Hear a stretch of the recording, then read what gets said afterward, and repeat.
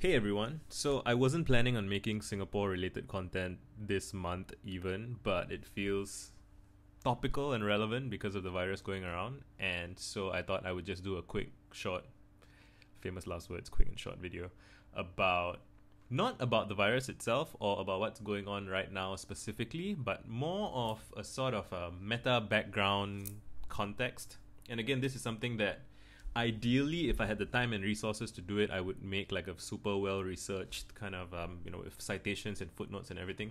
But this is a series of ad-libbed videos where I'm just gonna speak what's on my mind, and you guys can hopefully trust me to have done my best and connect the dots yourself and correct me if I'm wrong. Right. So I see on Reddit people are asking questions like, why are Singaporeans like this? With reference to the hoarding that's happening. So some people are going around buying huge amounts of supplies, canned food, toilet paper. Earlier today, I think even Prime Minister Lee Hsien Loong had to do an announcement saying, amongst other things, he also said, it's not necessary to hoard supplies. Like, why are you going to supermarkets and buying all the tin food and instant noodles, and people are reselling it on Carousel and stuff like that. And the question people have is why are Singaporeans like this? And I feel like there are parallels. So I post a lot on Twitter. I have a bunch of friends from around the world on Twitter, and somebody asked me recently, like, why is your government so strict? Like, just as a general out of the blue thing that you just foreigners just like to ask Singaporeans that, right? Like, how's the weather? Why is your government oppressive?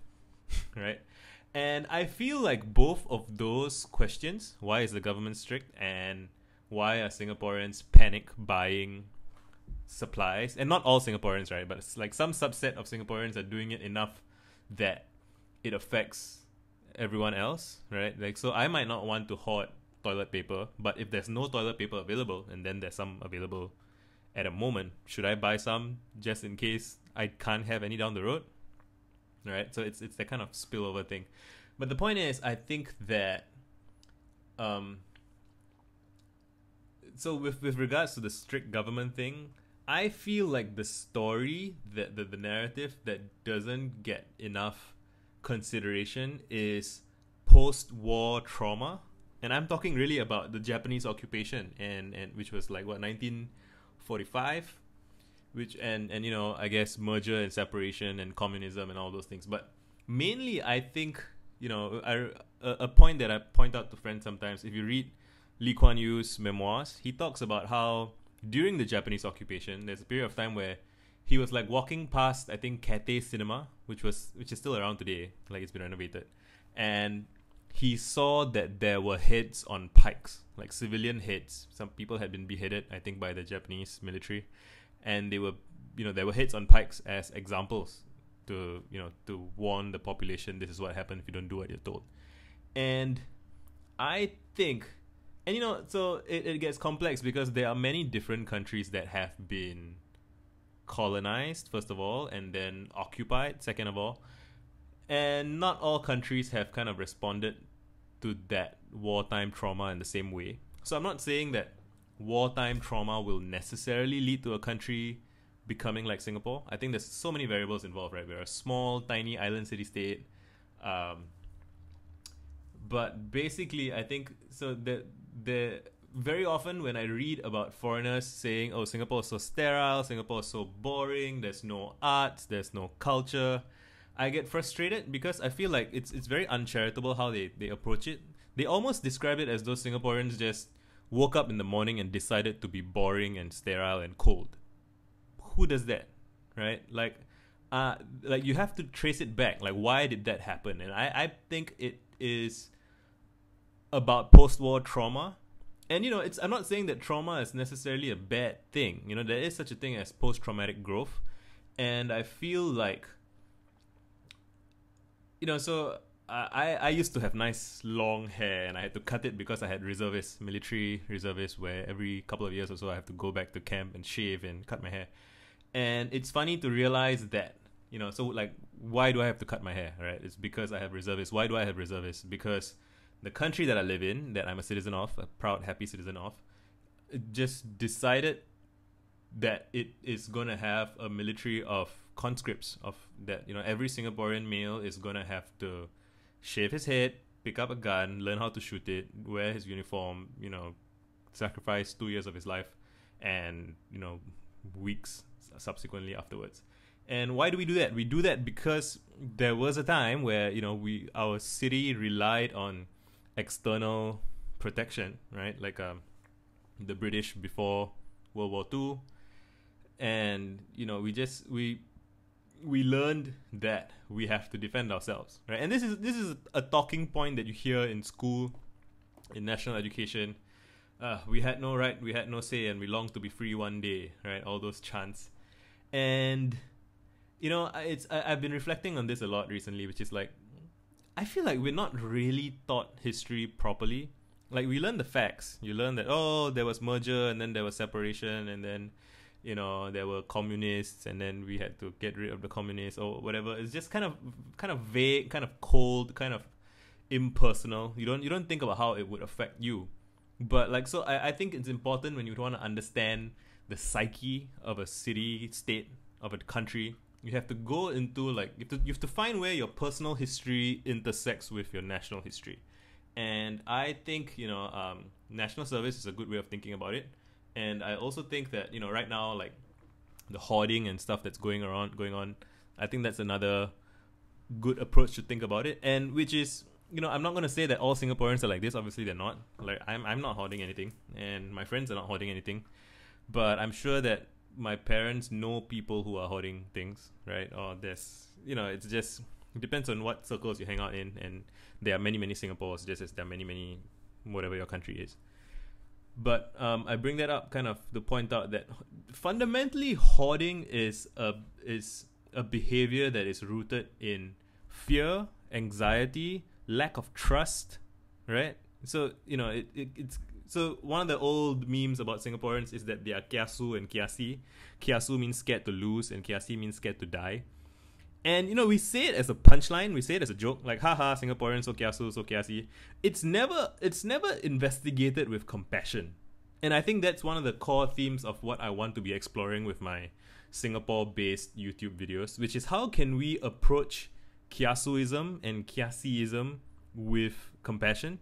Because it's not a good way to live, to be scared to lose all the time, or to be scared to die all the time. It'll keep you alive, sure, but it's not a good way to live.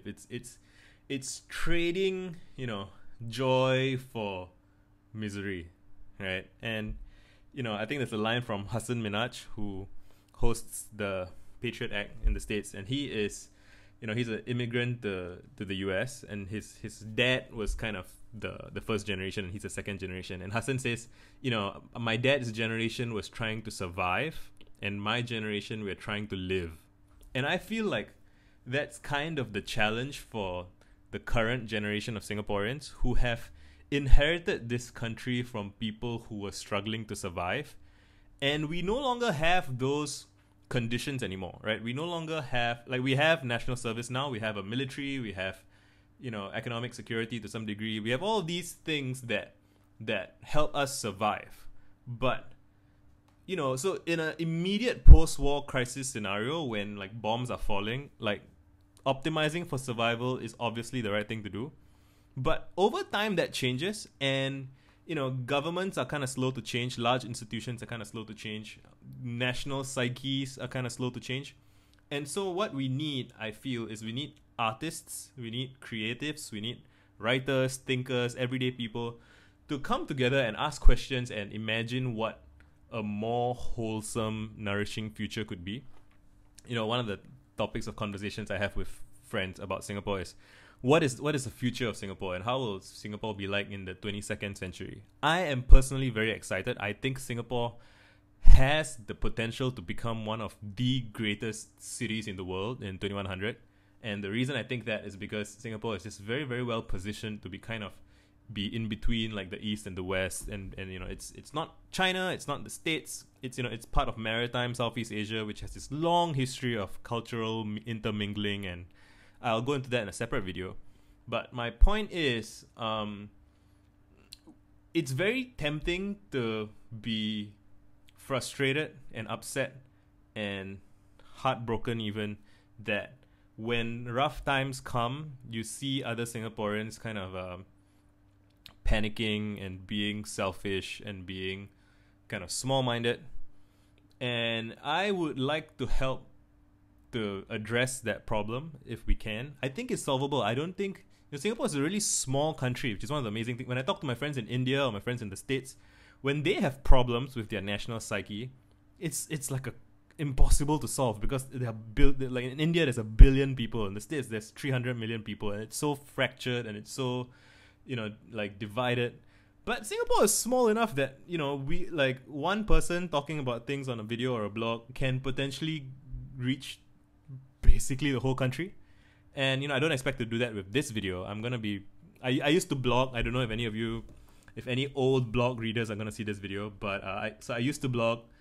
And I think it's possible for small groups of individuals or small groups of individuals to reset the Singaporean psyche, right? To kind of, like, we have a bunch of healing to do that we've never done. Like, I guess we're always so busy with work and with bills and everything that we don't really sit around and ask ourselves what would make our city, our country, an exciting place to be in. And even when I talk to friends about xenophobia or about the future, very often you hear people saying, "Oh, Singapore is safe, it's clean, it's a decent place to raise your kids. They'll be stressed at school, but they'll be safe. It's a good place to make money if you're a migrant." And all of those things are so boring to me, if you ask me. Like, maybe people always say, "Oh, you don't have kids, so it's easy for you to say those things." But I believe that a city should have some fire in the soul of some kind, right? And if you watch Lee Kuan Yew's videos, whatever you say about him, whether you are his fan or his critic, you can't deny that he had that kind of visionary zeal. And I feel like we don't see enough of that. And I don't believe that politics is necessarily the sphere in which this should be explored. I think we can actually do it better informally, right? Just there's a bunch of things to do. I'll explore those things in separate videos, but I think we should be consuming our local art, right? Very often I see people arguing about what local artists deserve support or don't deserve support, or deserve funding or don't deserve funding, or when what we should really be doing is reading and watching the art and talking about it with our friends, because it's like if you're upset that people aren't consuming literature, if they aren't reading, like, you don't get people to read by telling them, "Hey, why aren't you reading? Like, you're so not cultured, you're so it's you can't shame people into enjoying literature. You have to find the literature that you enjoy, and then you have to share your enjoyment with other people, and then it spreads, and then everyone else can get in on it." Anyway, I don't want this to be too long. This is just kind of a bit of a statement of intent, a bit of a hi. How are you guys doing?